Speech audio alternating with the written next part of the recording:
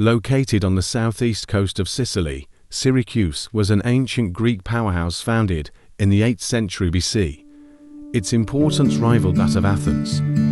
As with Sicily itself, Syracuse has benefited from a sequence of different cultures, whether it be Greek, Roman, Arabian, and Norman, while the Spanish being the most profound, with rule over the island from the 12th century to Italian unification in 1860.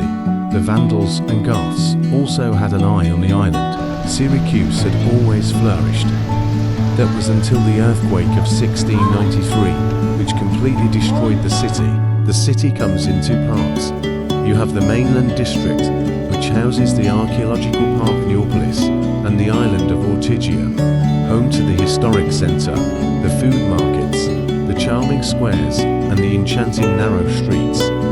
Ortigia is a great place to explore on foot, with most areas traffic-free. Steeped in history, culture and charm, Ortigia is crowded in the summer months.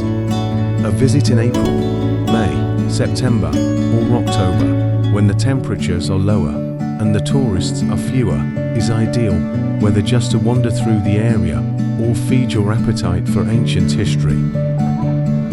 The same can be said for mainland Syracuse, with the Archaeological Park acting as a tourist magnet for the area. The sights and sounds, the historical landmarks, the picturesque squares and the waterfront promenades will last long in the memory. With stunning architecture, ancient ruins and bustling markets, when visiting the island of Sicily, a visit to Syracuse and the island of Ortigia should be high on your list.